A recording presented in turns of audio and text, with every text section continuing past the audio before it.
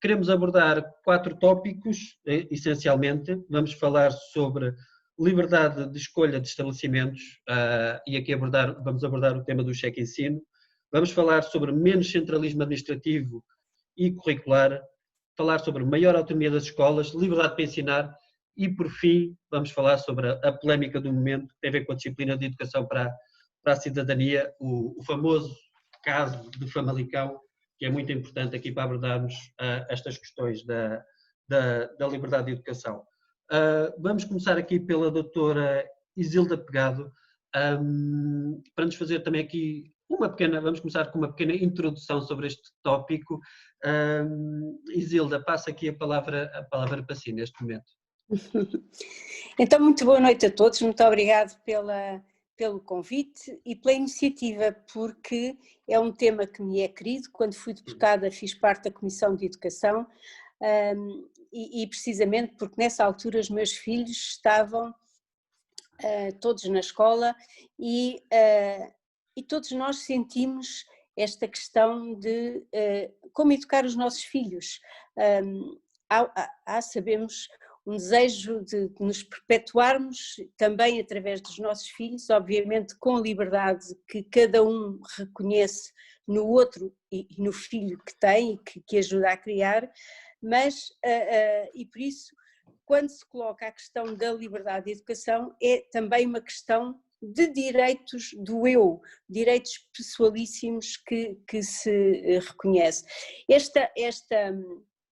Esta questão não vou abordá-la de forma exaustiva, porque daria para dizer muitas coisas, mas cada um de nós sente isto, quer dizer, ter um filho é ajudá-lo a crescer e ao nosso filho nós damos o melhor que tivemos para nós, aquilo que nos marcou na vida e, portanto, esse desejo é um desejo que é reconhecido na lei, é reconhecido nas constituições hoje do mundo ocidental, nas declarações universais de direitos humanos, enfim, não vale a pena discuti-lo, mas é preciso enquadrá-lo, não é um capricho de alguns, como por vezes se faz crer em determinados artigos de opinião, mas é a resposta à condição humana que impõe este direito de ver, porque é um direito funcional em função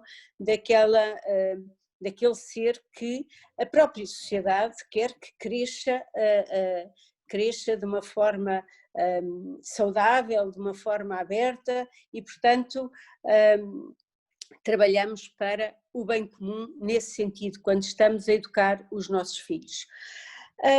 Neste contexto têm-se levantado muitas questões.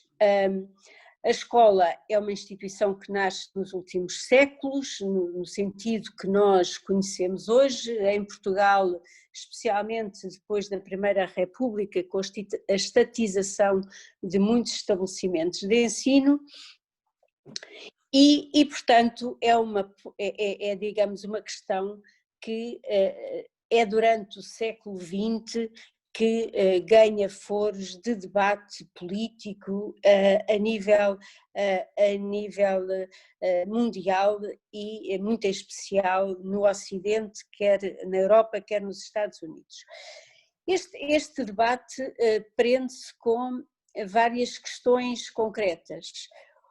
Em primeiro lugar, o Estado oferece uma escola, mas não há escola sem valores. A escola, toda a escola tem uma identidade. Ou é uma escola religiosa, ou é uma escola militar, ou é uma escola de orientação mais no sentido marxista, mais positivista, ou é portanto, há todo um conjunto de definições de escola que nós podemos identificar e que de facto levantam esta questão. Onde é que eu vou entregar o meu filho para que ele seja ensinado, porque educado é educado por mim, mas onde é que ele seja, onde é que eu posso enfim, pedir que ele seja ensinado nas matérias mais diversificadas. Não ponho em questão que haja escolas onde se lecionem questões como a sexualidade, mais à frente explicarei isto, mas, enfim, há aqui, neste leque das possibilidades da escola, há aqui muitas matérias que tangem com isto e que obviamente eu, enquanto pai ou enquanto mãe, quero conhecer antes de saber que estabelecimento é que o meu filho vai frequentar. E, portanto, a liberdade de escolha de escola põe-se em 2 níveis. Por um lado, a escola cujo programa eu conheço e corresponde àquilo que é o meu desejo de pai e de mãe para complementar a educação dos meus filhos, para os ensinar. Portanto, uma liberdade de escolha de escola dentro de um programa. Mas também há uma liberdade de escolha de escola em função da situação geográfica, que muitas vezes coloca e que é importantíssima para as famílias, por uma questão de organização enfim, da vida familiar e da vida económica e tudo mais. A questão do cheque educação, que se tem colocado em várias partes do globo, mas especialmente em algumas zonas da Europa e nos Estados Unidos, muito em concreto em alguns estados, a questão do cheque educação é uma questão que responde a estas 2 questões, porque reconhece que o Estado tem a obrigação de contribuir para a educação e ensino dos nossos filhos, mas entrega aos pais a possibilidade de escolher a escola que esteja ao seu dispor. Não é um princípio totalmente linear, isto é, não basta apenas que haja esta possibilidade de escolha ou este cheque, porque sabemos que em muitas zonas não há oferta de escola e, portanto, essas crianças ficariam sem escola. Eu não me quero alargar mais, depois falaremos de outras matérias, diria apenas que aquilo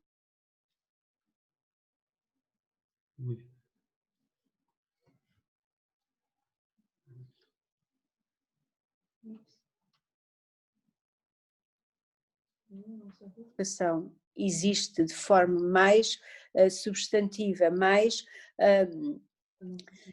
politicamente assumida, é de facto muito gratificante, porque os níveis de literacia são superiores, a concorrência entre as escolas é um fator que alavanca a própria prestação da escola e, portanto, satisfaz mais os pais. E, nesse sentido, acho que é um caminho que se deve fazer e com muita brevidade, não é uma coisa para se ir discutindo se é bom ou se é mau. De facto, é um imperativo social, é um imperativo político e ainda bem que estamos aqui a discutir. E ficava por aqui, porque não quero tomar muito tempo, sei que aqui não fica bem falarmos muito tempo. Muito obrigada. Obrigado, Isilda. Há aí vários tópicos que ainda vamos abordar um pouco mais a fundo, principalmente o cheque ensino e a sua importância, e também falar um bocadinho sobre a questão dos direitos humanos, que acho que, e da própria Constituição e da nossa lei, que prevê muitas destas situações, mas que neste momento não estão a ser cumpridas. Portanto, ainda vamos abordar um bocadinho mais a fundo esses tópicos. Passaria a palavra ao professor Mário Pinto, também sei que quer fazer aqui uma introdução, portanto, professor, tem a palavra. Muito obrigado, Dr. Pedro Almeida. Agradeço muito este convite, honra-me muito. Tenho muito gosto em ser parceiro, digamos assim, de debate com a doutora Isilda Pegado, por quem tenho muita estima e muito apreço. E também me sinto honrado pelo facto do convite vir de uma iniciativa partidária, mas liberal. Eu acho que a ampla perspectiva liberal abrange muitos partidos e é muito importante defendê-la contra a ampla oposta tendência de um espírito jacobino que só confia no Estado ou confia mais no Estado do que nos cidadãos, que só defende as coisas públicas e suspeita sempre das coisas privadas. Quer dizer, esta clivagem, que é uma clivagem muito importante na política, hoje em dia, em vez de se caminhar no sentido de maior liberdade, caminha-se no sentido de maior autoritarismo. A prova é que esta questão nasceu de um conflito entre a política do governo, designadamente protagonizada pelo secretário de Estado da Educação, Dr. João Costa, e uma família que fez a objeção de consciência. E o Estado, dizendo isto no sentido amplo, o governo, o Ministério da Educação, portanto, não admite que a família levante a objeção de consciência. A verdade é que a mãe e o pai destas crianças começaram por perguntar à escola quais eram os conteúdos e as formas, e suma, por se informar sobre os conteúdos das disciplinas. E a escola não esclareceu, remeteu a questão para a obrigatoriedade da cadeira e da frequência e para os programas que estão determinados, e não, porque a cadeira é muito ampla de aspectos diversos. Há muitos aspectos que não levantam grande dificuldade, sei lá, educação para as regras de trânsito, educação para as regras ambientais. Eu suponho que ninguém faria objeção de consciência a isso. Mas o problema é que estão lá outras matérias, por exemplo, a sexualidade e a identidade de género, que são duas questões que têm natureza moral, não são científicas. São questões de ordem moral. São questões. A sexualidade é uma opção de comportamento da vida e todos os comportamentos humanos estão sujeitos à alternativa entre o bem e o mal, entre o que se escolhe e o que não se escolhe, e, portanto, as famílias e os pais e as crianças têm direito de caminhar na relação destas alternativas de ordem moral sem ser numa disciplina que não tem uma orientação. É obrigatório aprender aquilo que se ensina e é obrigatório prestar contas da aprendizagem, porque senão a pessoa até pode ficar reprovada. E não se pode comparar este ambiente de educação dentro da escola e dentro de uma disciplina obrigatória com obrigatoriedade de aprendizagem e com obrigatoriedade de prestar provas de conhecimento, não se pode comparar com a liberdade de opinião que há na praça pública. Aí as pessoas podem opinar, mas ninguém obriga ninguém a aprender. Aqui na escola obriga-se a aprender. Isto quer dizer que a escola, quando é uma escola obrigatória, quando é uma escolaridade obrigatória, como neste caso, se não fosse obrigatória, era outra coisa, mas porque é obrigatória, levanta problemas muito, muito melindrosos. Em primeiro lugar, a educação não pode ser senão um exercício de liberdade de aprender e de ensinar, um exercício de liberdades pessoais, humanas. A educação não é um exercício de autoridade do poder político sobre os cidadãos. Não é isso. O poder político não tem nenhum direito de educar os cidadãos. Nenhum. Zero direito de educar os cidadãos. Tem o dever de prestar condições as melhores possíveis e as maiores para que os cidadãos possam ter todas as oportunidades de aprender. Mas a aprendizagem é um exercício de desenvolvimento da personalidade pessoal. A aprendizagem não é... O ensino não é uma domesticação. A educação não é domesticar as crianças. Não é obrigá-las a aprender uma coisa e a prestar provas de aprendizagem. Não é isso. Nem dentro da família. Nem dentro da família. Os próprios pais têm que respeitar a autonomia e a liberdade da criança, embora os possam conduzir e com alguma autoridade que lhes é natural, porque vem da própria natureza humana.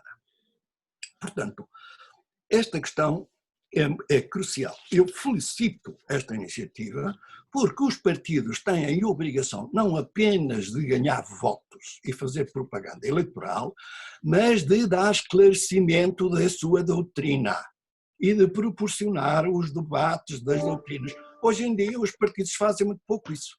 A gente ouve-os todos os dias falar de questões politiqueiras, mas não os vou falar de princípios. E a questão é que esta é que é mais importante.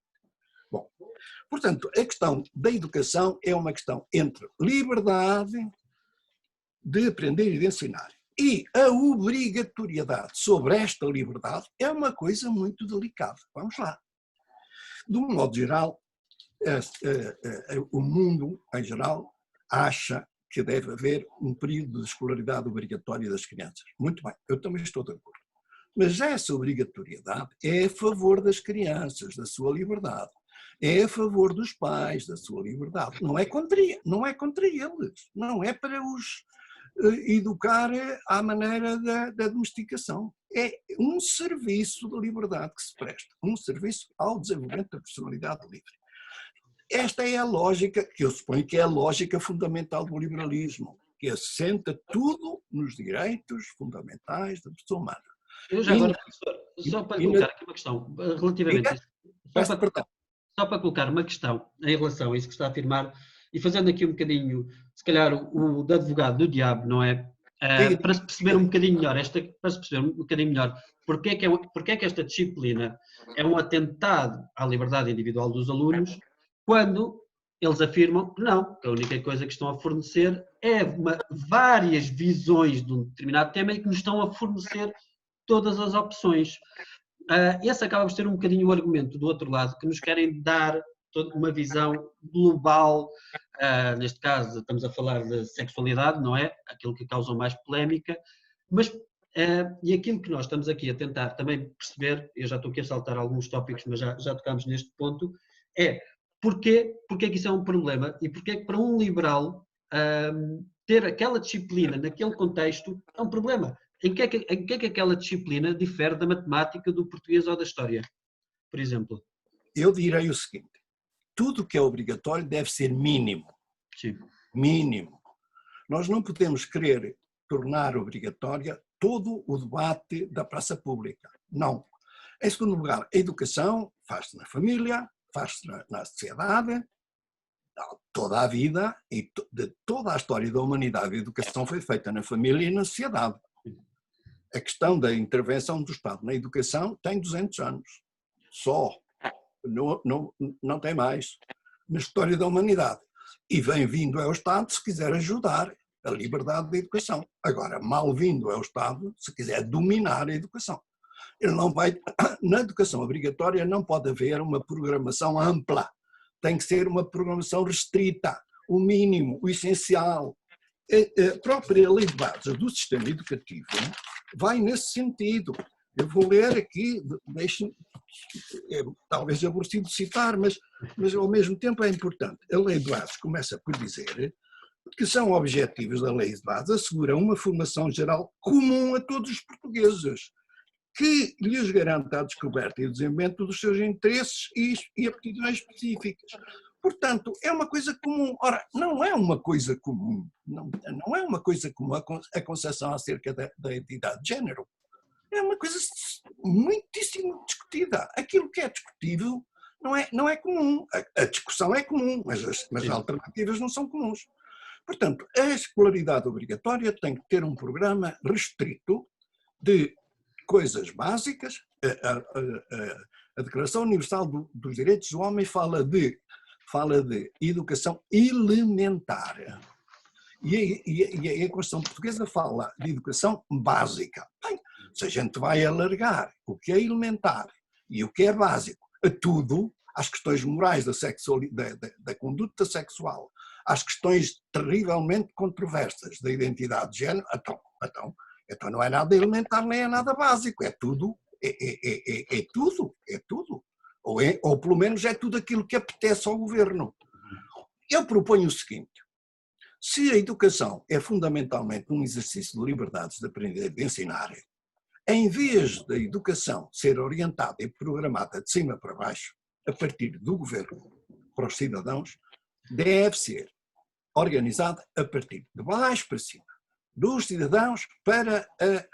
Porquê é que o Estado tem objeção a que cada escola seja autónoma?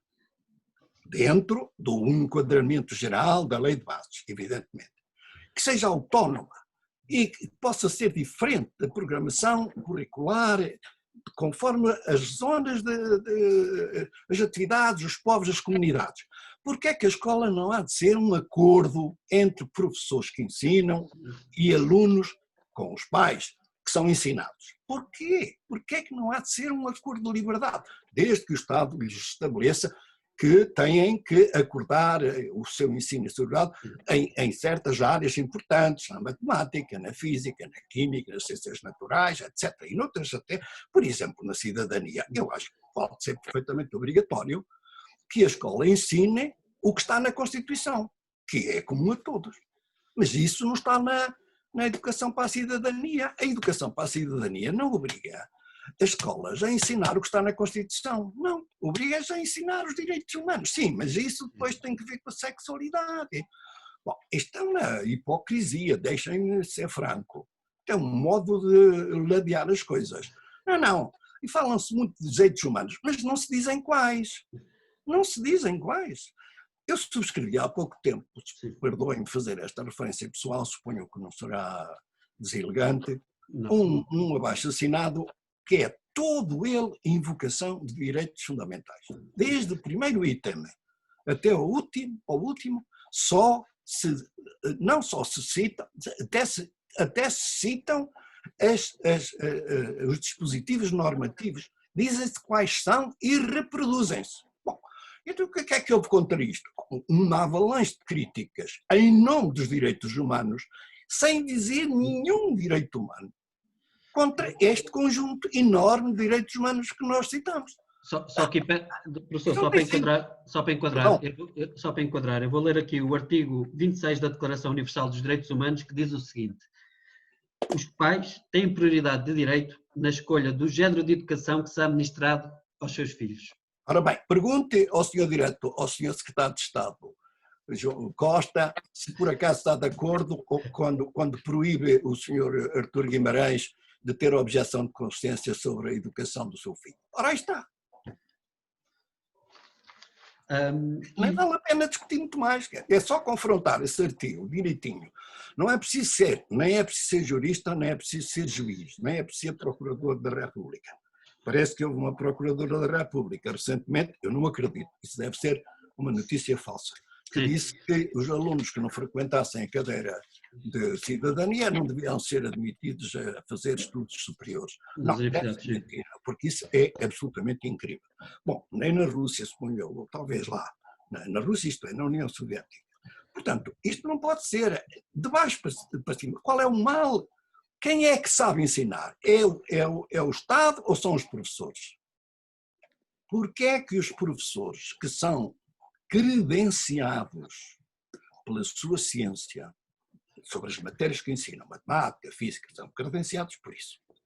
Que são credenciados porque sabem ensinar, isto é, são credenciados porque são pedagogos.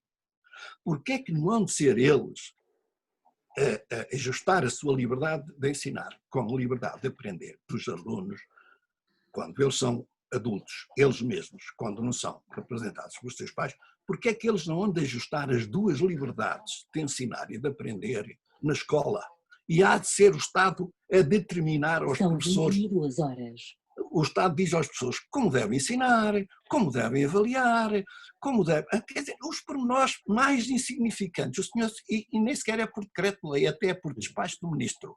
O ministro diz que devem. São estas as disciplinas, os livros que eles devem ler, ou não sei o quê, ou outros quaisquer, e já está. Pronto, acabou. Se fossem outros, eram outros, mas é aquilo que ele quer. Isto está errado. A liberdade deve ser de baixo para cima, não de cima para baixo. De baixo para cima a educação, não de cima para baixo. O Dr. António Barreto, que é uma personalidade culta e bem conhecida de todos os portugueses, escreveu recentemente um artigo muito duro, muito áspero, mas muito lúcido, sobre a questão fundamental é que a educação presta-se sempre a uma espécie de manipulação educativa. Mas mudam os regimes, mudam os governos. Vejam lá, nós temos um governo do PSD, um ministro do PSD, temos uma política favorável aos contatos de associação. Vem um ministro do PS, temos uma política contrária aos contratos de associação. Isto tem jeito? Isto é admissível numa democracia? Quer dizer, os ministros intervêm demais nestas coisas. Deviam respeitar as liberdades. O sistema deve ser um sistema de liberdades, não é um sistema de direção central. O sistema educativo não prevê um sistema de direção central. Eu vou ler que o sistema educativo está definido na Lei de Bases. Diz assim, olhem só esta definição. O sistema educativo desenvolve-se segundo um conjunto organizado de estruturas e de ações diversificadas por iniciativa e sob responsabilidade de diferentes instituições e entidades públicas, particulares e cooperativas. O sistema educativo abrange tudo, não é o sistema do Estado, não é o sistema público escolar do Estado.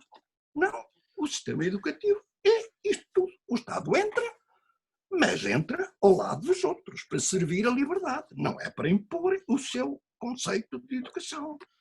É um conjunto de meios, diz o mesmo artigo, é um conjunto de meios pelo qual se concretiza o direito à educação. Mas quem é que é o direito à educação? O direito à educação é do aluno.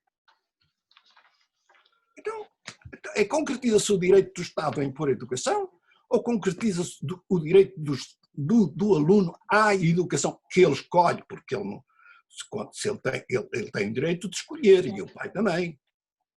Eu fico por aqui porque já estou a falar longo. Peço desculpa aos meus ouvintes do entusiasmo talvez excessivo e do tempo também excessivo. Esta questão mexe muito com a gente.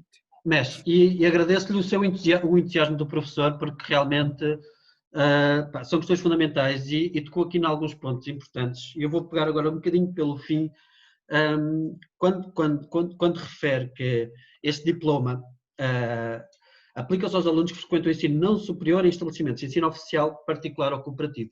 Ou seja, a própria lei só refere que o Estado é um garante da universalidade do acesso ao ensino. Não refere quem é que é o prestador do serviço.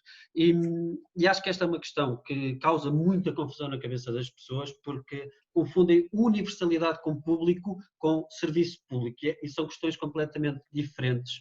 E aqui penso que é um bocadinho que entra a questão do cheque-ensino, que é algo que ainda é um conceito um bocado exótico cá em Portugal para muitas pessoas. O que é que significa isto de nós podermos aceder livremente à escola, independentemente de ser oficial, particular e cooperativo? Isilda, se calhar agora passava aqui um bocadinho para si, na sua ótica, como é que nós podemos concretizar esta ideia que está na nossa lei? Atenção, isto não estamos aqui a tentar inventar nada, estamos simplesmente a dizer, em Portugal, neste momento não se cumpre a lei, porque temos uma situação em que as pessoas que escolhem o ensino cooperativo ou ensino particular estão basicamente a pagar 2 vezes o mesmo serviço, através dos seus impostos e através de uma mensalidade que pagam.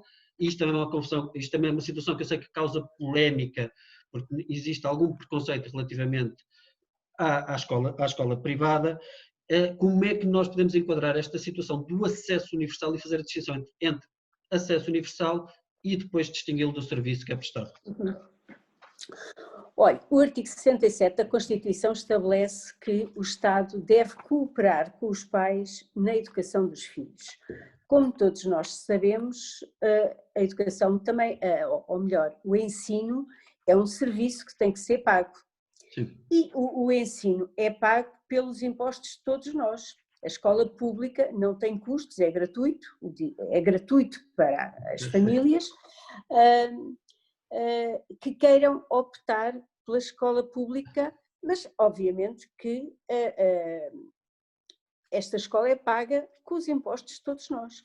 O que se passa é que há pais que não se identificam com a escola pública, que querem exercer o seu direito à liberdade de educação e pretendem escolher uma escola que seja não pública, portanto uma escola privada ou uma escola cooperativa. Essas escolas, para existirem, têm que cobrar dos seus alunos uma determinada prestação. E a grande questão que se coloca aqui é porque é que o meu filho que está na escola pública tem o benefício, ou melhor, tem a escola paga pelos meus impostos, e o meu filho que está na escola privada, onde os meus impostos também são recebidos pelo Estado, o Estado não reverte para aquela escola a prestação que seria necessária para manter o meu filho, sendo certo que está mais do que provado que uma criança no ensino público tem um custo superior à criança que está numa escola privada ou de ensino cooperativo. E, portanto, é preciso resolver esta equação. Quer dizer, os meus impostos, porquê é que não vão para a escola que eu escolher, independentemente de saber se é pública, se é privada? E aqui há várias soluções que são encontradas. Uma delas é o cheque ensino, mas outra, e que o professor Mário Pinto, que muito me agradou ouvir nestes minutos anteriores, abordou, que é o chamado contrato de associação. É uma forma também de liberdade de educação. É a possibilidade que os pais têm de pôr o filho numa escola que não é da rede pública de ensino, é uma escola de um estabelecimento de ensino privado ou cooperativo, e em que o Estado assegura o pagamento daquele aluno, do custo daquele aluno, através de uma transferência para o estabelecimento de ensino.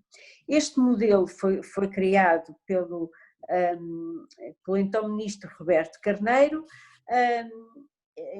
nos anos 80 e funcionou muito bem e formou muito boa gente ao longo de muitos anos, em especial nos sítios onde a rede pública não tinha escolas. E, portanto, parecia que era de fácil aceitar que na boa gestão dos interesses públicos e da liberdade de educação esta situação continuasse. Porém, e como já foi dito também, o Estado não se contenta com isto e, portanto, temos assistido nos últimos anos a um ataque sistemático às escolas com contrato de associação que já obrigou a que muitas delas fechassem e, portanto, a haver aqui uma estatização cada vez maior por parte do Estado em relação à escola e a tudo o que ela envolve.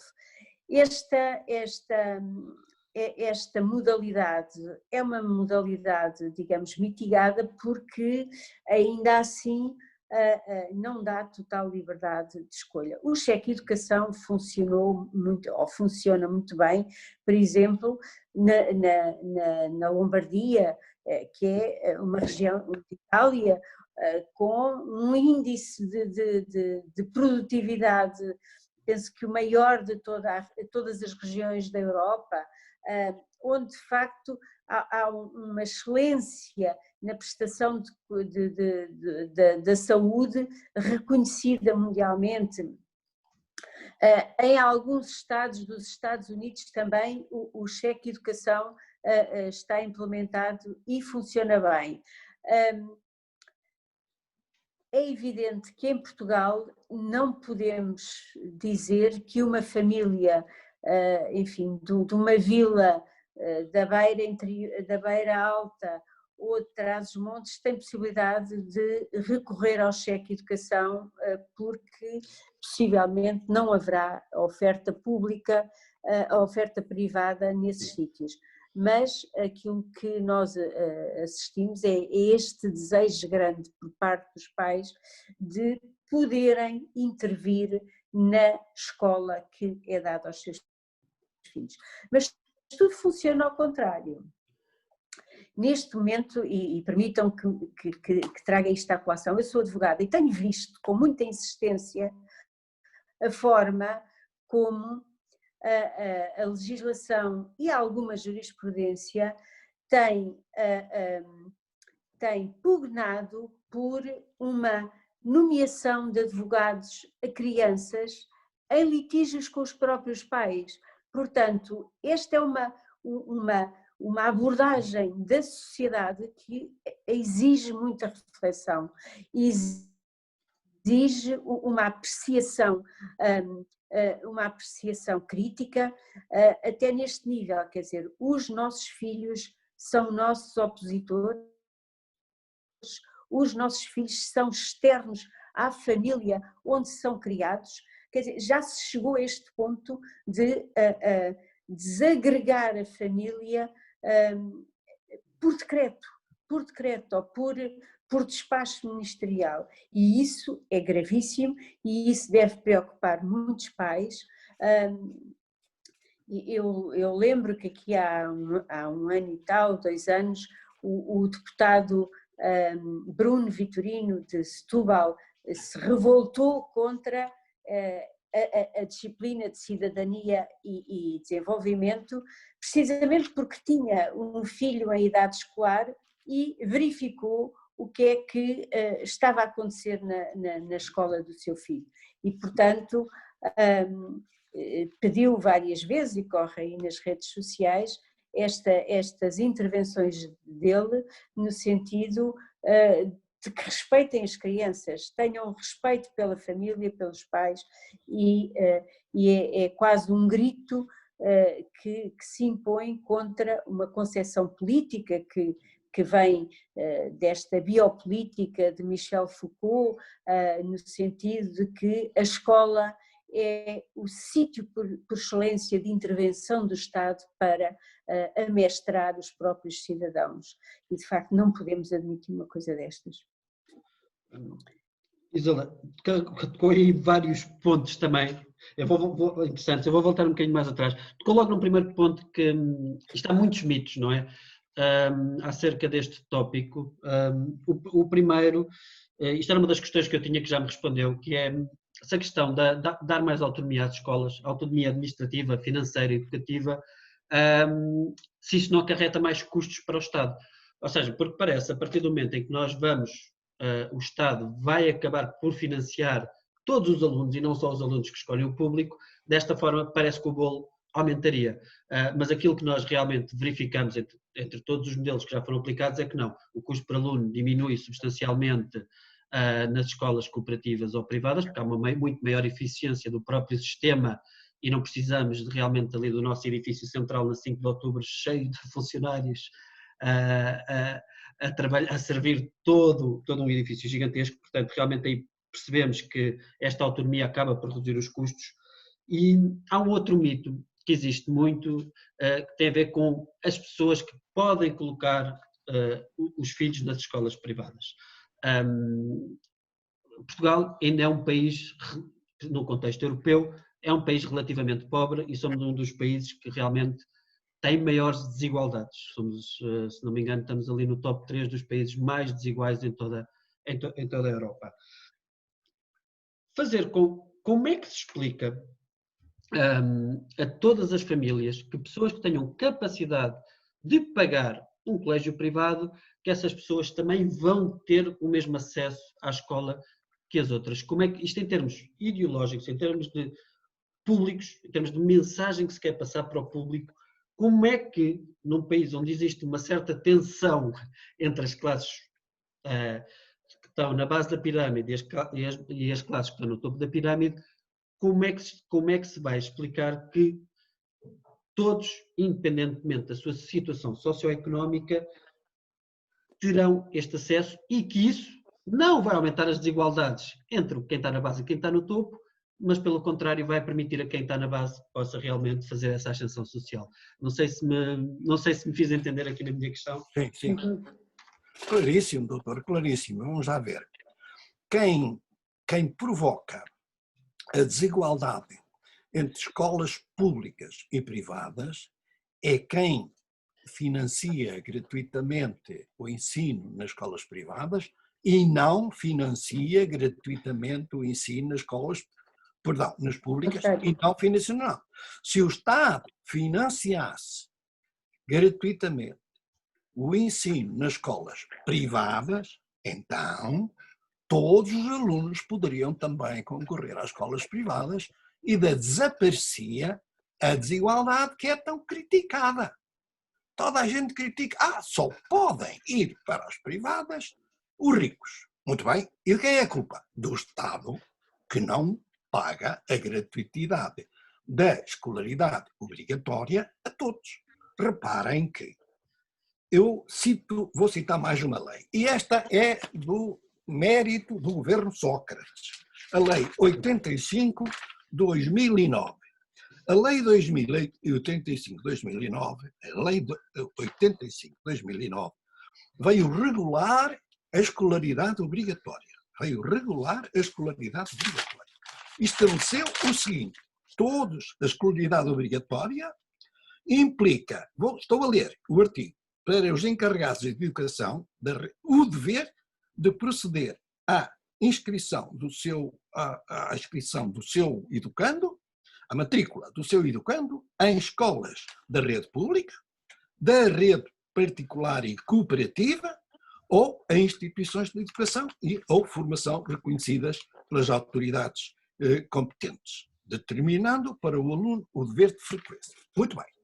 Diz, portanto, a lei, para cumprir a obrigação da escolaridade obrigatória, pode-se escolher entre escola pública e escola privada. Bem, logo, a seguir acrescenta a Lei 85. Assim, no âmbito da escolaridade obrigatória, que pode ser cumprida tanto na escola pública como na escola privada, no âmbito da escolaridade obrigatória, o ensino é universal e gratuito. Mas não é. No âmbito da escolaridade obrigatória, o ensino não é gratuito quando os pais escolhem a escola privada. A lei não está a ser cumprida. Mas há um decreto de 1990 do governo, do Ministro da Educação,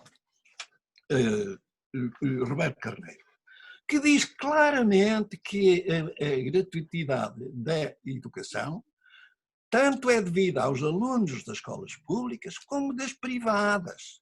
Apenas deu ao Estado a possibilidade de cumprir esta obrigação com gradualidade. Mas o Estado não cumpriu nada com gradualidade porque pura e simplesmente não cumpriu. Ora, cumprir com gradualidade é uma coisa, não cumprir é outra. E até aconteceu que parece que já foi revogado este artigo, assim mais ou menos de uma forma escondida, dizendo só lá no fim de um artigo qualquer são revogados os artigos tais, os diplomas tais e tais e tais, os artigos, mas não se diz quais são, nem foi discutido, nem coisa nenhuma. Até se calhar já está revogado esse diploma. Não pode ser revogado esse diploma pelo governo sem ser substituído. E porquê? Porque a lei de bases impõe ao governo que regulamenta a lei de bases na questão específica do regime da gratuitidade do ensino obrigatório. O governo está obrigado pela lei de bases a regulamentar o regime da gratuitidade da escolaridade obrigatória.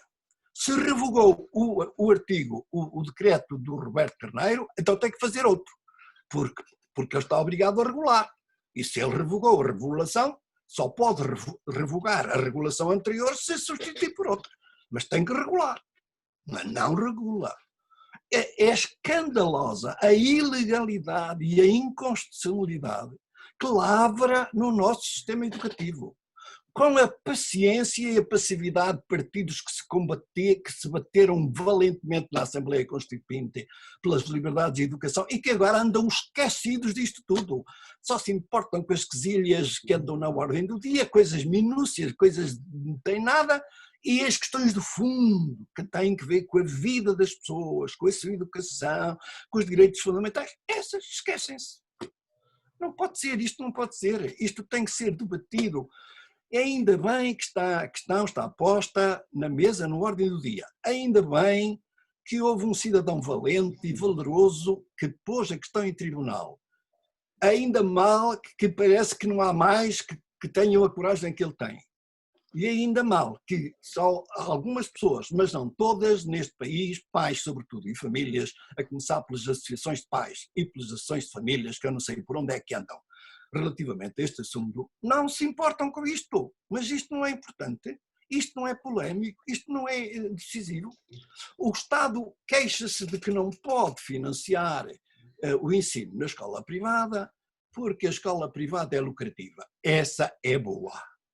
Então, mas o Estado, não, quando paga o ensino na escola privada, paga pelo custo que ele mesmo estabelece, igual ao que gasta na escola pública. Então, se com este custo a escola privada lucra, só se pode concluir que com este custo a escola pública desperdiça. Obviamente. O custo é o mesmo. Portanto, se é o mesmo, qual é a objeção do Estado? O Estado apropria-se dos impostos com a mesma lógica com que os proprietários privados se apropriam do seu dinheiro. Os impostos são meus e eu só os gasto onde quero. É o que o Estado diz relativamente à educação. Não pode ser assim. Os impostos, como muito bem disse a doutora Isilda há pouco, são dos cidadãos e têm que voltar para os cidadãos igualmente. O Estado não pode puxar os impostos para as iniciativas dele e contra as iniciativas dos cidadãos, que são exercício de direitos fundamentais. O Estado não tem estes direitos fundamentais de educação. Nunca li em parte nenhuma do mundo, não é verdade, que o Estado tivesse o direito de ensinar. Nunca. Não está em nenhum documento. Não há nenhum documento neste mundo que diga que o Estado tem o direito de educar. Mas está lá dito que os pais têm o direito de educar. A diferença é esta. Sr. Professor, esta questão é mesmo central e é preciso todos termos a consciência de que esta é uma opção política que identifica a nossa época. Esta apropriação do Estado em relação à escola, e eu gostava de dar aqui um exemplo muito concreto. Quando o governo Sócrates tomou posse em 2005, a primeira medida que tomou foi alargar os tempos de escola dentro de todo o ensino, dos 4 primeiros anos de ensino, acabando com os chamados ATL, que ainda eram uma reminiscência da liberdade de ensino. Os ATL, como se lembram, eram dados pelas associações de pais, pelos bombeiros voluntários, pelas paróquias até. Portanto, havia no país milhares de instituições que durante 2 horas, 3 horas por dia... Lembra muito bem lembrado. A primeira medida de educação que era a ministra Maria de Lourdes Rodrigues foi tomada, e portanto é claramente uma medida estatista, foi acabar com os ATLs dos corpos sociais intermédios, quer dizer, destas instituições da sociedade que ainda funcionavam, por decreto acabou para ampliar a rede gorda do Estado que formata cidadãos. É isso que nós podemos concluir da atitude. O Pedro há pouco falava na autonomia administrativa das escolas. Essa questão não é diretamente uma questão de liberdade de educação, é mais uma questão de descentralização. Obviamente, tudo o que seja diminuir o Estado é uma coisa boa, mas não responde à questão da liberdade de educação. Mesmo esta descentralização que o atual governo quer fazer, atirando para as autarquias locais a governação das escolas, essa atitude não é uma atitude de liberdade, é uma atitude de autonomia administrativa, e até devo dizer que muitas câmaras disseram que não, porque é mais uma medida de o Estado quer manter o poder de fazer currículos, formatar professores, impor determinados comportamentos, mas depois os custos da escola quer entregá-los às autarquias, porque sabe que é incomportável continuar a fazer crescer a rede pública de ensino, que ele tem feito crescer, quer dizer, tem aberto escolas em sítios onde há uma escola privada que responde às necessidades de ensino daquela zona, mas para matar aquela escola privada, o Estado põe a 50 metros daquela uma escola pública, nova, bem feita, paga com o dinheiro de todos nós, e onde cada aluno, em vez de custar 400 ou 400 euros por mês, ou 500, vai passar a custar mais de 1000 euros por mês. Portanto, há aqui um desgoverno do uso dos nossos dinheiros que é aviltante e que não devemos calar. Eu gostava de fazer uma objeção a esta referência última da doutora Isilda. Posso? Sim. Pode, para mim pode. Doutora Isilda, não estou inteiramente de acordo com o que acaba de dizer, se é que eu percebi bem, porque posso ter percebido mal.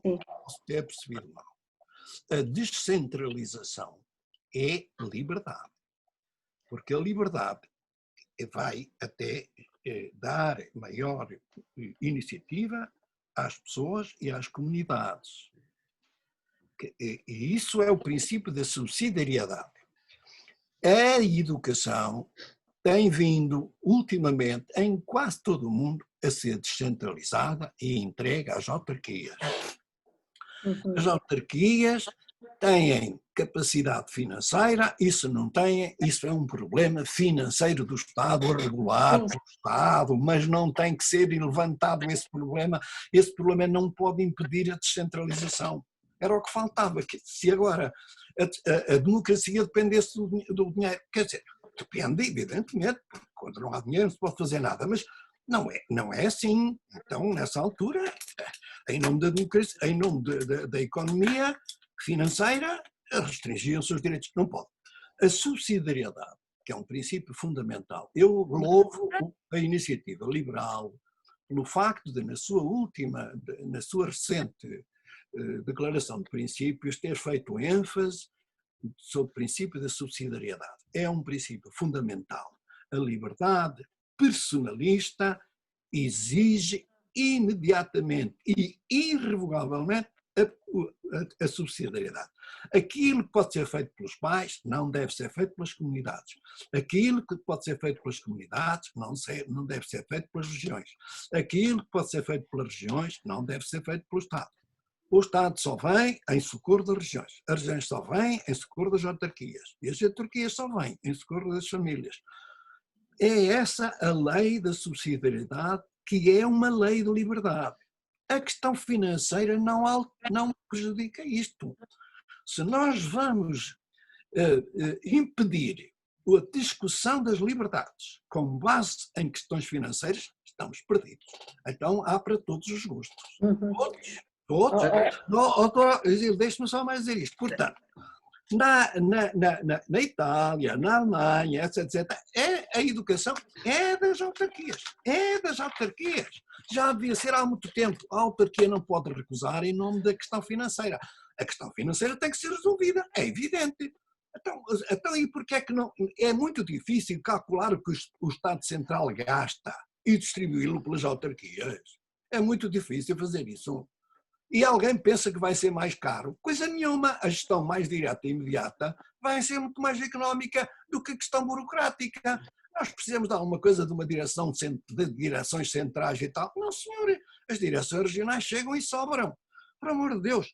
Há um excesso de centralismo no nosso sistema educativo, na administração. Portanto, descentralizar a educação, o sistema educativo é imperioso do ponto de vista do princípio da subsidiariedade e não pode ser impedido com razões financeiras. Até porque as razões financeiras não impedem coisa nenhuma a descentralização e, pelo contrário, quanto mais autonomia tiver a gestão das escolas, se for feita pelas próprias escolas, é de certeza melhor e mais económica do que se for feita pelo sistema central. A própria escola e os próprios professores deviam ter mais autonomia, eles podem gerir melhor, estão à espera que o Ministério permita que se mude um vidro de uma janela ou não sei o que acontecem coisas deste género. É incrível, não pode ser. A gestão tem que estar descentralizada. Faz parte da autonomia e da liberdade. Não são duas coisas diferentes. Sr. Professor, eu concordo que a questão da descentralização é fundamental no princípio da subsidiariedade. Subscrevo inteiramente, mas devemos pensar numa coisa, um presidente da Câmara também pode ser um tirano que gere a sua escola, e aí os pais não têm, por questões físicas, a possibilidade de alterar, gere a sua escola de acordo com uma determinada orientação ideológica que ofende a minha liberdade de educação. Doutora Isilda, eu não estou a defender que o poder autocrático do Estado passe a pertencer aos presidentes da Câmara. Mas é isso que...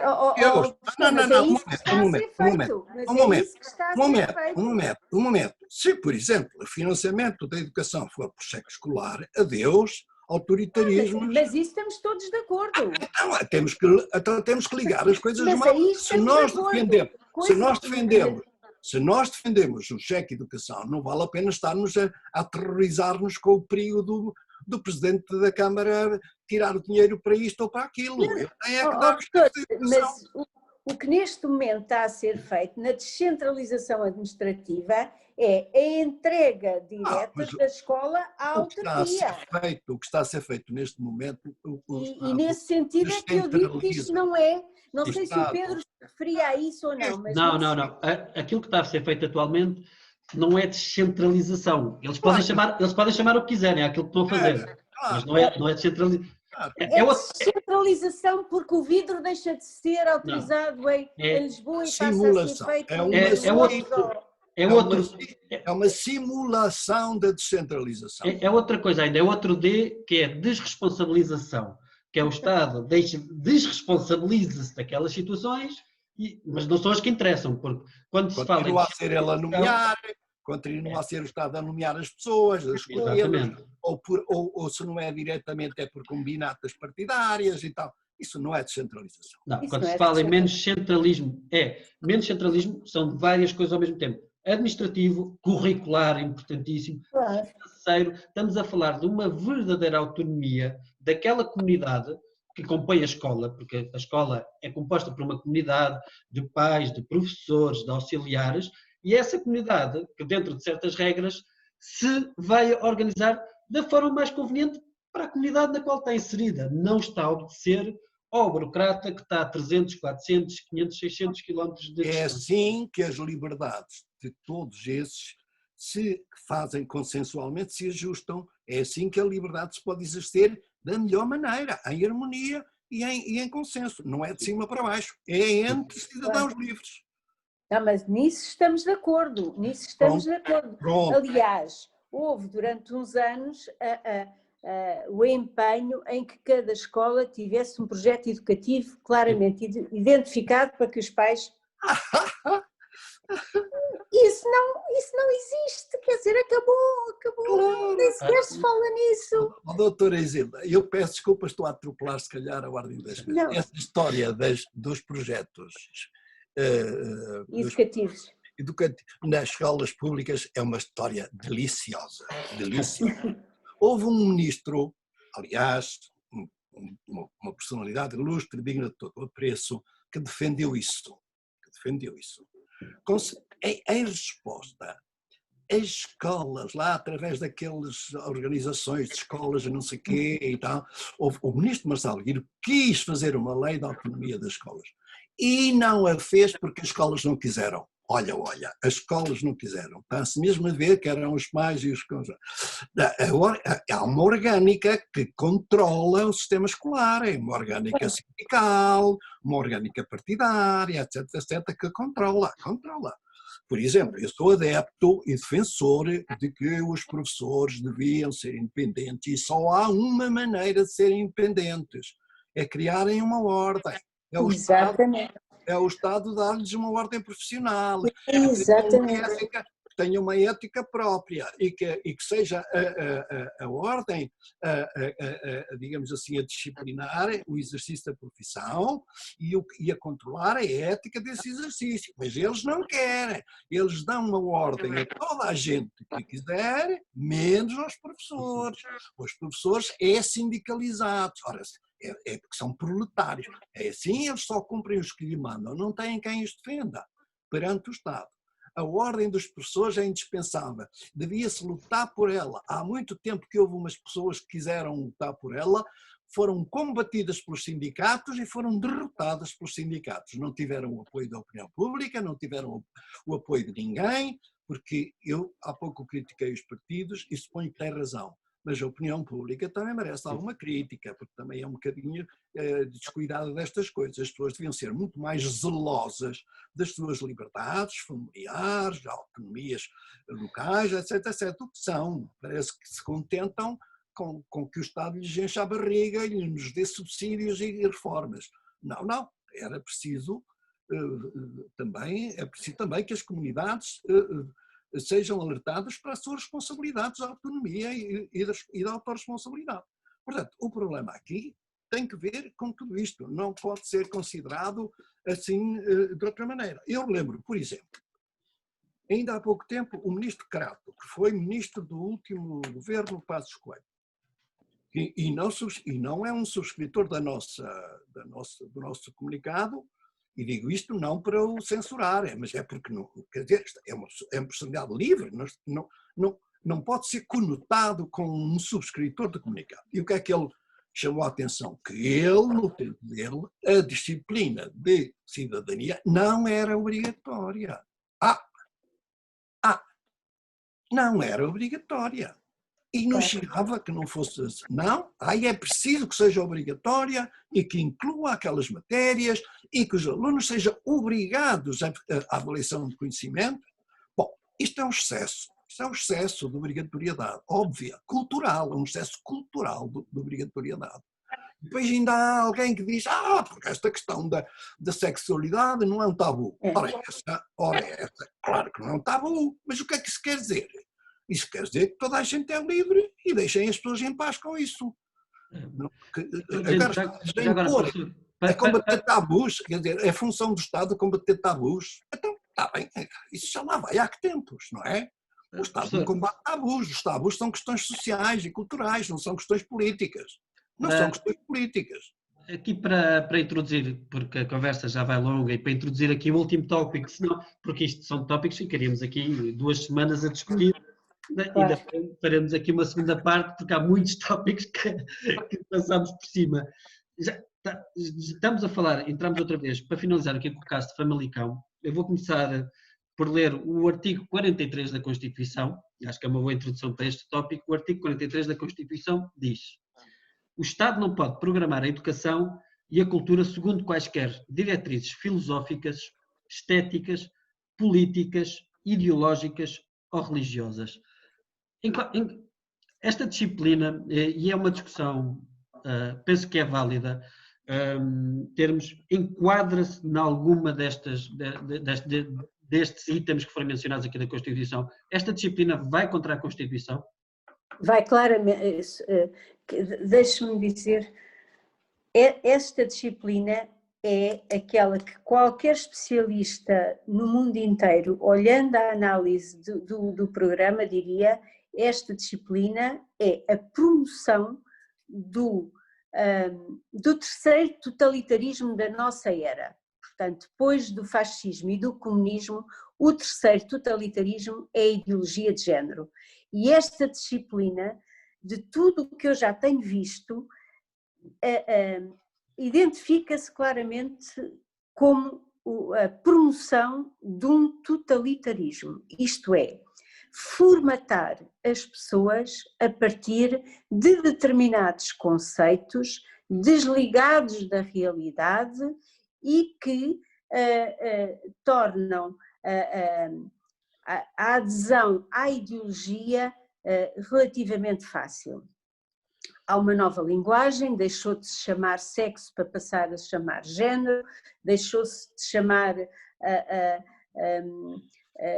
pai para chamar progenitor, quer dizer, há um conjunto deixou de se chamar homossexual para chamar queer, portanto há um conjunto de formulações que fazem uma aculturação das pessoas e, portanto, claramente identificado com aquilo que a ciência política identifica como ideologia. Portanto, a negação da realidade e a construção de uma formulação filosófica a partir, neste caso, da questão sexual. Não é a questão sexual a questão central. A questão sexual é, tal como no fascismo era a questão da pureza da raça ariana, aqui é o uso da questão sexual para implementar um totalitarismo que nós estamos a assistir no mundo contemporâneo. E por isso esta disciplina é uma disciplina gravíssima que atenta contra a liberdade de todos os seres humanos, e muito em especial das crianças e da sua inocência.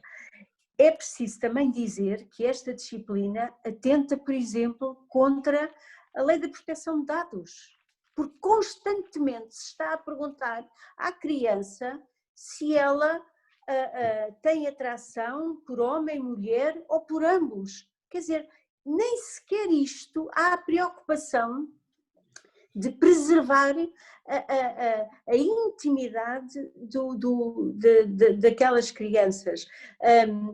E por outro lado, quer dizer, o que é a ideologia de género? É um neocomunismo desenraizado de qualquer espiritualidade, em que o homem é entregue ao livre-arbítrio, como se fosse essa a filosofia máxima e onde é contraposta ao determinismo das religiões. Portanto, aquilo que se diz às crianças, ou és religioso e optas pelo determinismo com todas as consequências que isso tem, ou aderes a uma posição de livre-arbítrio e, portanto, és tu o senhor da tua vida, aquele que se identifica a si próprio e portanto, tudo isto é uma construção maldosa, uma construção que destrói a sociedade, destrói as famílias, onde, por exemplo, a família é vista como a principal fonte de conflito, de violência dentro da sociedade, quando nós sabemos que isto é uma mentira. Evidentemente que há conflitos na família e há situações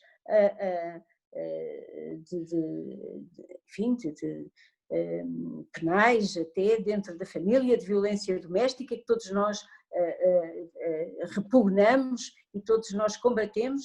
Mas a família não é definida pela violência doméstica, a família não é definida pelos conflitos, pelo contrário, e, portanto, a própria disciplina em si é uma disciplina que atenta claramente contra a Constituição, porque faz uma doutrinação sistemática dos alunos que ela estão submetidos.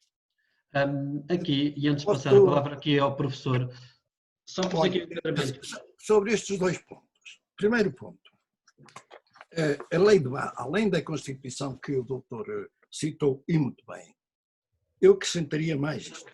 A lei de base do sistema educativo, que nunca é citada, não percebo porque é que toda esta gente se esquece da lei de bases, diz assim relativamente aos objetivos do ensino básico. Atenção, objetivos do ensino básico. Entre vários deles,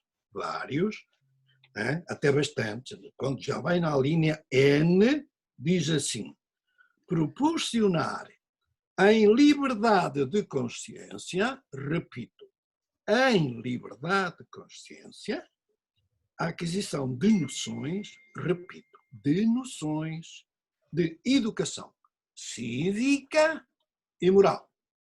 Portanto, a educação cívica está na lei de bases sujeita à liberdade de consciência. Está aqui escrito. Então não se obedece a isto.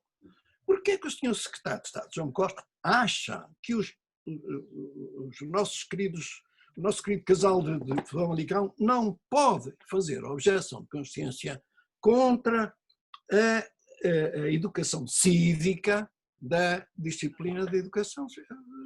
Porquê? Se está aqui escrito. Onde é que está em contrário? Porquê é que não cumpre o que está na lei de bases? A lei de bases é uma lei de valor reforçado. Obriga as outras leis. Não pode haver uma lei outra que não seja a lei de bases, ou uma nova lei de bases, a violar a lei de bases, porque senão então tínhamos leis, mas a dizer o contrário das outras. Não se pode revogar a lei de bases a não ser modificando a lei de bases. Não é por uma lei qualquer outra. Portanto, ele que cumpre isto que está aqui. E porquê é que toda a gente, tanta gente que diz que não senhor à liberdade de consciência. Essa é boa, então está aqui escrito. Nem sequer as leis respeitamos as que estão escritas. Relativamente à questão da autodeterminação de género, eu nunca consegui perceber. Eu respeito muito as pessoas que têm problemas desse género. Não quero minimamente beliscar ninguém, respeito muitíssimo as pessoas que têm problemas em conciliar ou harmonizar a sua estrutura anatómica e fisiológica com o seu sentido de ser quem é, etc. Não faço ideia, respeito. Agora, vamos lá ver. Como é que essas pessoas me podem dizer? Eu só posso. Quem identifica as coisas não é a própria coisa. A identificação de uma coisa é feita por quem identifica. Quem é que identifica as pessoas? São os outros. Quem é que me identifica a mim? Foi quem me deu o nome, a quem me conhece pela cor do cabelo, quem me conhece pela minha fisionomia, etc. Só eu que digo, não, eu não sou nada disso, sou outra coisa. E faça favor de me tratar de outra maneira. Mas como? Como é que eu posso reconhecer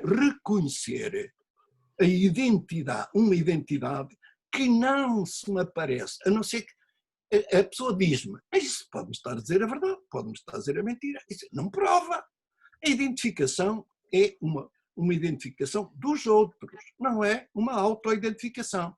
A autoidentificação só obriga a própria pessoa e pode ser declarada aos outros e respeitada, mas não obriga. Eu não posso ser obrigado a identificar que uma pessoa que eu identifico como homem, agora tenho que identificar como mulher. Como é que me pode obrigar a isso se todas as informações que eu tenho, de acordo com o meu sistema de conhecimento, é em sentido contrário? Isto é uma coisa que eu nunca percebi. Respeito.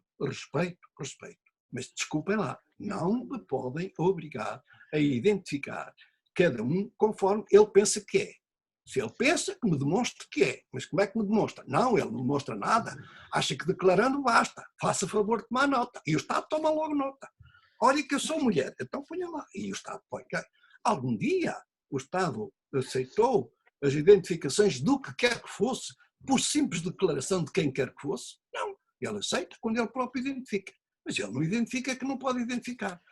Esta história da autodeterminação de género é uma história muito mal contada. Eu só me admiro como isto tem tanta disseminação e tal. Acho que há um grande capitalismo que gosta deste assunto e que com ele obtém outros resultados. Isso é que ele é.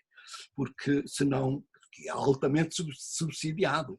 E tem uma militância tremenda, entra na ONU, entra na Unesco, entra na Organização Mundial de Saúde, já não há sítio onde essa ideologia não domine, e é contra a nossa evidência, isso é contra a minha evidência. A mim não me podem convencer, podem me obrigar, eu em determinada altura até posso calar e não fazer objeções para não cometer um crime de ódio, mas que me convençam, não me convencem, porque convençam-me pelos meus olhos, pelos meus ouvidos. Vão lá dizer a um médico que vai tratar um doente que é anatomicamente, fisiologicamente, organicamente, com todas as suas estruturas, que é feminino, um ser feminino, que o trate como ser masculino. Vá lá, diga ao operador que o opere como homem quando ele é mulher ou vice-versa. Diga lá ao médico das hormonas que o trate de uma maneira ou que de outra. As pessoas até podem querer mudar de hormonas, claro. Podem querer mudar de coisas, claro. Podem querer ficar assim ou assado, está bem. Mas isso quê? Mas isso quê? Mas isto estamos a falar, isto é feito muitas vezes em nome de um conceito de tolerância, e aquilo que eu queria perguntar e fazer uma diferenciação, a pergunta que eu faço é tolerância ou politicamente correto? E já agora, o que é isto do politicamente correto? Eu tolero. Eles é que não toleram que eu possa discordar. Eu tolero. E até nem digo que cometem crime de ódio. Agora, se eu discordar, eles dizem que eu cometo crime de ódio. Isilda, queria... Olha, é assim, a palavra tolerância é usada, até nisso é impressionante. A palavra tolerância é usada como um método, não é? A tolerância não é um fim em si mesmo, não é?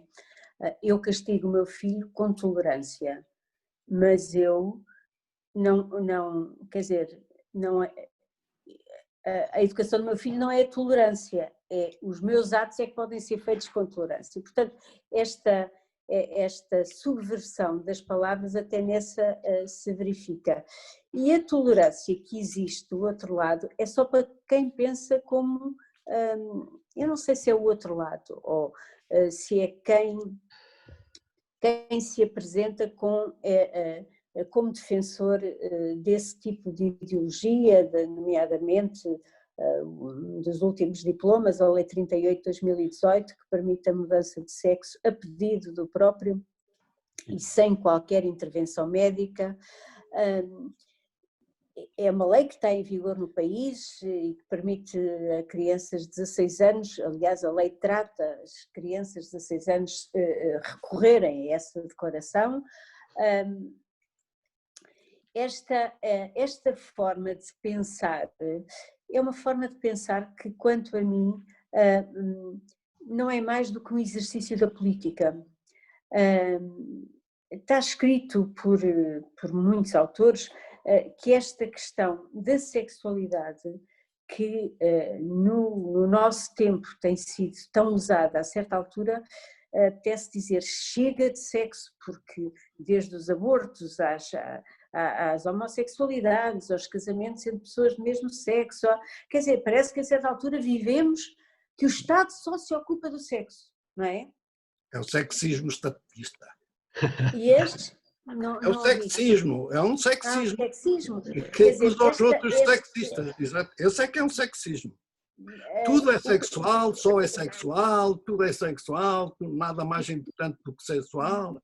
Mas aqui, mas é uma forma... encontramos outra vez aqui a questão.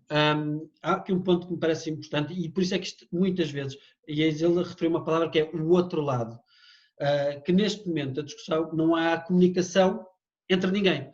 Parece que se criou aqui uma barreira, que isto é uma discussão basicamente entre conservadores e progressistas. E no meio temos as crianças. Como é que isto se partiu ao meio e como é que estamos a discutir isto como se fosse progressismo versus conservadorismo, quando devíamos estar a discutir realmente é o acesso geral das pessoas à educação e neste momento temos as crianças como armas de arremesso de uma guerra que me parece ideológica.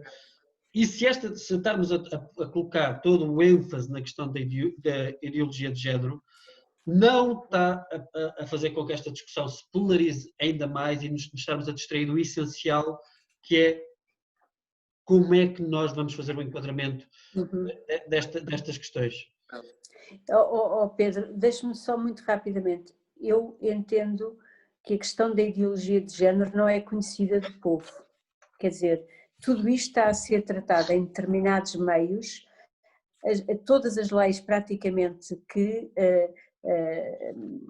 surgem nesta área surgem de uma forma escondida, aprovadas sem conhecimento do público em geral, rapidamente aprovadas e, portanto, a mim o que me parece é que é preciso falar na questão, mas voltando à educação, aquilo que eu digo é, eu aceito que o Bloco de Esquerda, os pais do Bloco de Esquerda que têm uma determinada ideologia eduquem os seus filhos segundo a ideologia que eles querem.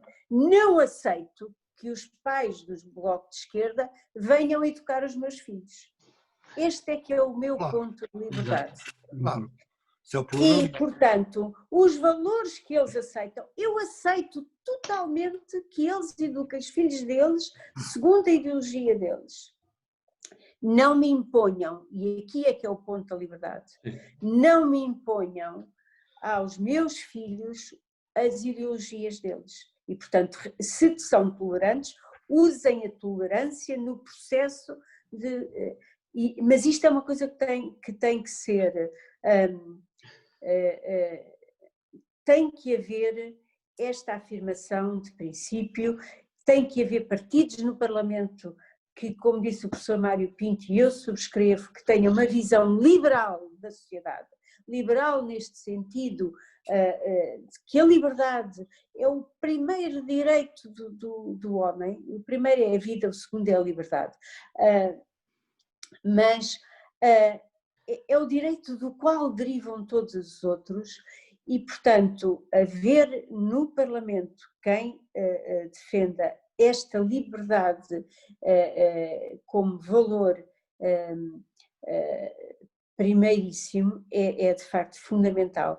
A escola, neste momento, é a instituição mais atacada, a instituição onde o poder político maior incidência tem e é preciso dizer, deixe-me só, professor, peço desculpa, deixa-me só dizer uma coisa. Em 1998 nós ganhamos o referendo ao aborto. E quando foi feito o referendo ao aborto, foi feita uma lei da educação sexual também. E foi implementado com um caráter muito sério a educação sexual, porque já que não havia a liberalização do aborto, em 2007 perdemos o referendo ao aborto. Em 1998 o sim ao aborto teve 1.300.000 votos, qualquer coisa. Todos os anos nasciam 100, 120 mil pessoas, o que quer dizer que todos os anos o Estado forma na escola 100 mil pessoas, 100, 120 mil pessoas. Em 2007, o sim ao aborto teve mais 900.000 votos. Isto é, 100 mil, que é o número de cidadãos que nascem por ano e que adquirem os 18 anos, vezes 9 anos, dá 900.000. Nós tivemos mais de 200.000, porque não é bem os 100. Portanto, durante 9 anos, a escola esteve a doutrinar para a legalização do aborto. Esteve a doutrinar eleitores. Mas deixe-me só fazer um comentário sobre estes dois pontos. O primeiro da família. O ponto que há pouco se pôs, a doutora Nezia dizia que agora a família está constantemente a ser criticada. Evidentemente que há defeitos nas famílias, sempre houve. Há pecados nas famílias, há crimes nas famílias. Nunca ninguém negou isso. Agora, que se diga que nas famílias é pior do que fora das famílias, isso não aceito. Há algum sítio onde haja mais amor do que dentro das famílias? Digam-me lá. Há? Okay? Onde é que há? Onde é que há mais amor entre as pessoas do que nas famílias? Não há. Bom, basta isto para termos o assunto resolvido. Mas, se esta mentalidade de hoje existisse em Portugal em 1975, 76, quando eu estive na Constituição, a Constituição não dizia o que diz atualmente. Não dizia que a família que é o elemento fundamental da sociedade, porque é isso que diz exatamente a Constituição. A família é o elemento fundamental. Não diz que o Estado é o elemento fundamental. Não, não. É a família. E mais, a respeito dos filhos, que tanta gente quer proteger contra os pais, não é? O que é que a Constituição diz? Diz assim. Claro que a Constituição, para essa gente, já está desatualizada e que qualquer dia logo mudam-na. Bom, mas o que é que diz a Constituição? Número 5 do artigo 36 diz duas coisas. Os pais têm o direito e dever de educação e manutenção dos filhos. Educação. E logo a seguir diz assim: os filhos não podem ser separados dos pais, salvo quando estes não cumprem os seus deveres fundamentais para com eles, mas, diz a Constituição, sempre mediante decisão judicial. Ora bem, o que é que estes governos últimos fazem? Arranjam para aí um novo regime contravencional, que é uma maneira do governo fingir que é juiz, andar a julgar as pessoas pelo que dizem, pelo que não dizem, se respeitam a igualdade, se não respeitam a igualdade. Antigamente isto eram tudo questões para discutir em tribunal. Agora não. Agora o governo organiza comissões para proteger as crianças contra os pais, para proteger para proibir que as pessoas tratem de desigualdade. E, portanto, este regime contravencional, a meu ver, é inconstitucional, porque se intromete em questões que não são contravencionais, que são de direito criminal ou de direito civil, mas não contravencional. Diz, portanto, salvo mediante decisão judicial. Eles acham que um pai que trata mal um filho. Muito bem, ponham a questão em tribunal. Agora, andarem as comissões a interferir, comissões nomeadas pelo governo. Mas qual governo? O governo do PS, o governo do PSD, agora é o governo da geringonça, qualquer dia é um governo de direita, andarem os governos partidários a gerir estes assuntos.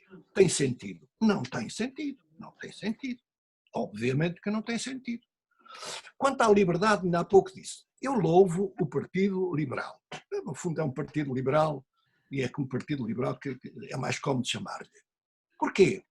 Porque vem chamar a atenção para que, como a doutora Isilda disse muito bem, o fundamental dos regimes democráticos modernos é a liberdade pessoal. Começa por aí, não começa pela igualdade. A divisa da Revolução Francesa diz liberdade. Primeiro, depois diz igualdade e depois diz fraternidade, que é uma coisa que ninguém se lembra. A fraternidade parece que já se esqueceu. E de repente a igualdade passa a tudo em primeiro lugar. Não é assim. A igualdade é a igualdade na liberdade. Não é a igualdade na escravidão. Na escravidão é fácil haver igualdade. Agora, na liberdade é difícil. Mas o Estado quer igualizar e atropela as liberdades individuais. Não pode, não deve. Isto está na origem da civilização ocidental, que é de origem cristã. O que é que diz a Bíblia? A Bíblia diz assim, numa passagem do Antigo Testamento, não é do Novo, é do Antigo. Deus diz ao homem, ponho diante de ti o bem e o mal. Escolhe o que quiseres. O que escolheres, terás. E depois dá-lhe um conselho. Escolhe a vida. Mas, portanto, Deus deu ao homem a liberdade do mal. Eu acho que Deus é liberal. Claro. Ele diz, faz o que tu quiseres, escolhe o que tu quiseres. Deus é liberal. Agora, aconselha a seguir. Escolhe a vida, escolhe o bem. Claro, escolhe o bem, mas é um conselho. Portanto, esta é a filosofia, digamos, laica do liberalismo. O que é que diz a Declaração Americana dos Direitos do Homem, que é anterior à Revolução Francesa? Diz que o homem deve cumprir os preceitos divinos e deve respeitar os outros de acordo com os preceitos divinos. A Revolução Americana invoca Deus, respeita os direitos de Deus. O que é que diz a Revolução Francesa, a Declaração Universal dos Direitos do Homem da Revolução Francesa, que é laica? Alguém tem dúvidas de que é laica? Diz que a declaração é expressamente dita, diz lá, sob os auspícios do Ser Supremo.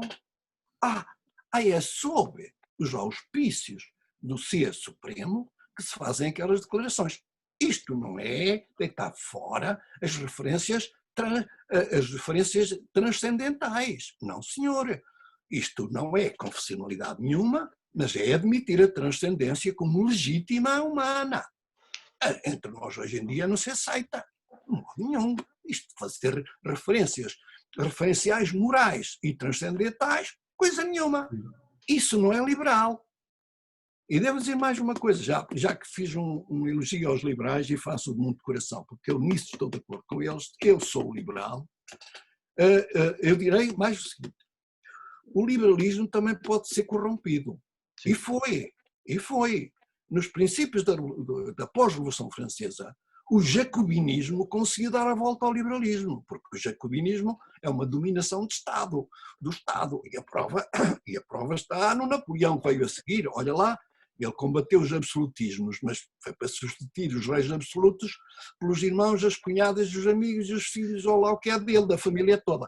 Mas chamava-lhe imperadores e não sei o quê. Um até chamou também rei, o rei de Nápoles também era, um Napoleãozinho também era rei de Nápoles. Foi para os substituir, mas não foi propriamente para os combater, e a prova é que os reproduziu. Não tem nenhuma admiração, eu não tenho nenhuma admiração por Napoleão, nenhuma. Foi um déspotazinho que se instrumentalizou o liberalismo e as liberdades para produzir uma política de imperialismo e de dominação e de combate a outras alternativas. Bom, mas isto vem a propósito da liberdade moral que o Estado deve respeitar. Sim. O Estado não deve ser confessional, mas a anticonfessionalidade é uma forma de confessionalidade. Quando eu exijo que toda a gente aceite ser ensinado em termos de relativismo, isto é, meu amigo, meu jovenzinho, olha que todos os comportamentos sexuais são iguais, são admissíveis, são lícitos, são estes e são aqueles. Portanto, não há diferenciação, todos são. Isto é um relativismo, não é verdade. Os comportamentos humanos em matéria de sexualidade estão sujeitos à moral, estão sujeitos à religião, estão sujeitos às opções. Não se podem ensinar assim a crianças que não têm espírito crítico. Outro dia, 2 ilustres meus amigos defenderam a cadeira de educação para a cidadania em nome do espírito crítico. Essa é boa.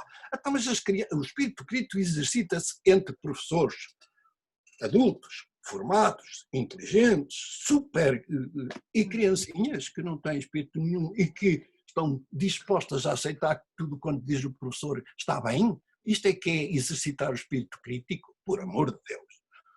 É preciso não sofismar as coisas, é preciso ir ao concreto. O concreto é uma educação entre crianças, algumas delas ainda não entraram na puberdade, e já estão sujeitas à transversalidade do ensino em matéria de educação sexual, porque a educação sexual entra na coisa, não está imposta na cadeira obrigatória logo a partir do primeiro ano do ensino básico, mas está como possibilidade transversal.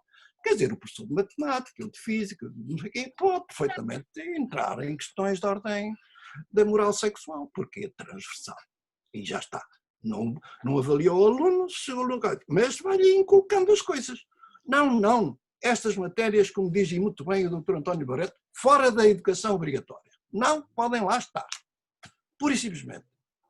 Ok, aqui eu vou-vos pedir, já estamos aqui a estender muito a nossa hora, a conversa está muito interessante. Vou pedir tanto ao professor como à Isilda aqui, em jeito para concluirmos aqui os pensamentos finais aqui para concluirmos essa nossa conversa, e fica já lançada também aqui a escada, se calhar para uma segunda, porque temos ainda muito tema aqui para falar. Isilda, não sei se quer começar. Olha, sim,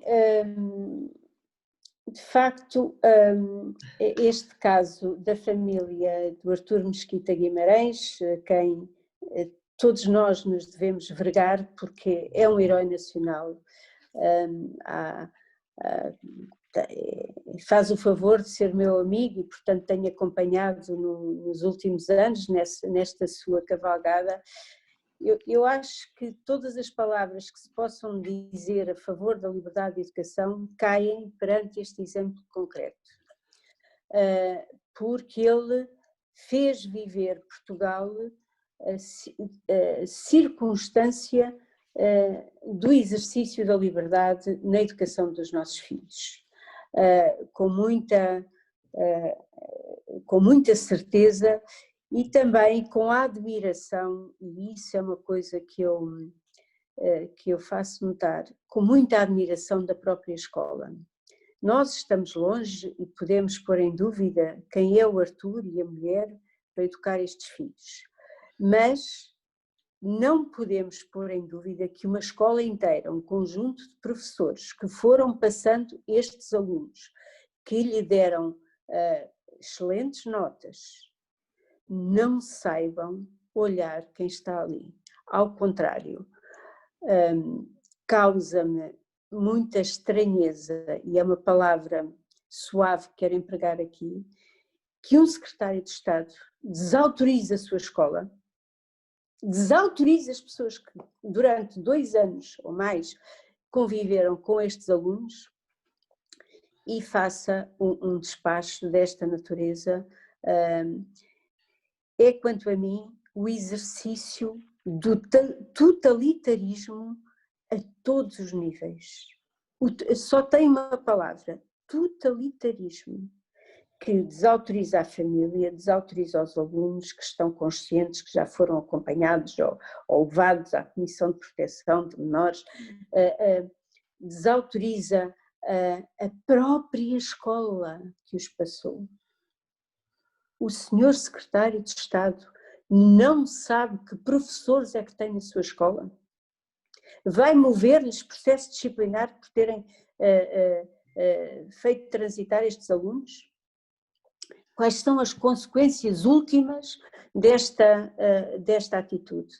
E, portanto, olhando para isto, eu acho que há muito para lutar na política, fora da política, pela liberdade de educação. E estamos todos em risco, porque o que a sociedade do futuro constrói-se hoje dentro das escolas. E os cidadãos que dali saírem com às vezes nem é mais ou menos capacidade, é com mais sanidade mental, no sentido de cidadãos equilibrados, respeitadores, responsáveis, que vivem a sua intimidade de uma forma responsável ou não. Estes cidadãos vão estar daqui por 10 anos na sociedade a fazer o que cada um de nós pode imaginar. E, portanto, esta luta pela liberdade de educação é tão necessária como um pão para a boca. Deixem-me só dizer uma expressão de um amigo meu italiano que dizia: mandem-nos andar nus pelas ruas, mas não nos tirem a liberdade de educar os nossos filhos.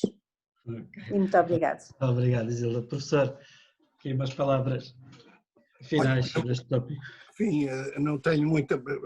Para concluir propriamente dito, é muito difícil, porque eu acho que já tudo foi dito, mas acrescentaria só mais uma nota, que é a seguinte. Outro dia, eu não sou especialista das questões de educação, obviamente.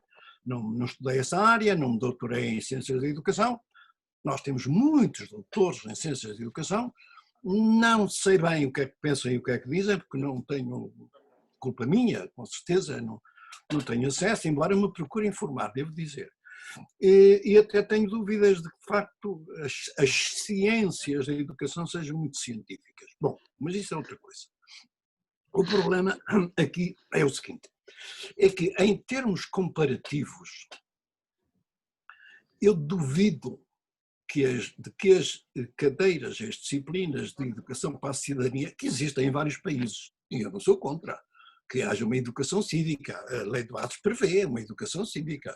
O problema é que prevê com sujeito à liberdade de consciência. Bom, e por outro lado, eu até defendia que a educação cívica devia ser conhecimento da Constituição, da Declaração Universal dos Direitos do Homem e da Constituição. Se fosse isso, era uma educação cívica magnífica, porque afinal de contas, o civismo dos cidadãos portugueses nunca foi educado dessa maneira, eles têm feito as eleições, têm demonstrado civismo, toda a gente elogia o povo português porque tem capacidade cívica de eleger e de escolher e discerne e é sábio e ponderado, valha-me Deus. Não estamos perante um povo assim tão carecido de educação para a cidadania, mas a educação para a cidadania nunca não obriga as pessoas a votar, nem sequer votam. Quer dizer, o voto acaba por ser um mínimo de cumprimento dos deveres de cidadania. Então, porquê é que não obrigam o voto? E obrigam as pessoas a saber não sei quantas coisas para ser cidadãos e depois não vota. Onde é que está a lógica da coisa? E todos temos de ver defender a pátria, digo. Está bem, mas não sou obrigado a preparar-me para defender a pátria, não sou obrigado ao serviço militar. É um dever cívico, sim, mas não me obrigam. É um dever cívico votar, sim, mas não me obrigam. É um dever cívico conhecer as questões de sexualidade, mas obrigam-me. Ou conhecer as questões de género, mas obrigam-me. Ah, bolas. Isto é absolutamente absurdo, ridículo, não tem ponto para onde se pega. Mas estamos sujeitos a isso. E a mim, repito, eu tenho pena de bater sobre este ponto. Eu peço desculpa, não me levem a mal, não fiquem zangados comigo, mas os partidos democráticos e as forças democráticas, os movimentos humanistas e a Igreja Católica, e as outras igrejas, que têm obrigações morais perante a questão pública, deviam manifestar-se mais claramente, mais insistentemente, em defesa da liberdade das consciências, em defesa das liberdades das consciências, em defesa das liberdades de consciências. Valha-me Deus. Como é que se pode crer que quem é contra a objeção de consciência é progressista?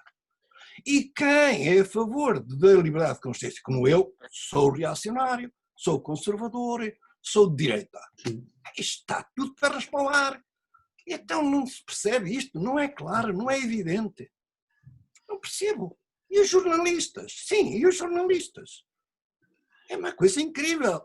Tenho muita pena, mas a nossa esfera pública portuguesa, está muito empobrecida e está em estado discutível de saúde, na minha opinião. Sem querer ofender ninguém. E aqui acabo. Ok. Queria agradecer muito obrigado aos dois por terem vindo. Muito obrigado, Isilda, pela participação. Muito obrigado, professor. Foi uma conversa interessantíssima. Espero que também quem esteja do outro lado tenha servido para estar um bocadinho mais esclarecido sobre este tópico. Nós vamos continuar a insistir aqui na Iniciativa Liberal na questão da liberdade e do acesso a uma educação de qualidade, acima de tudo.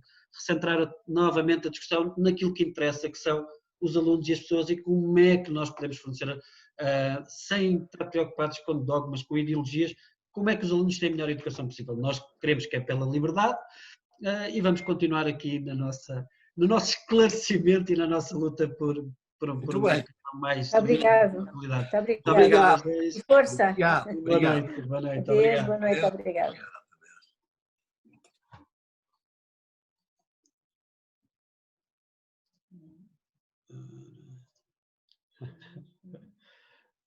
Já está.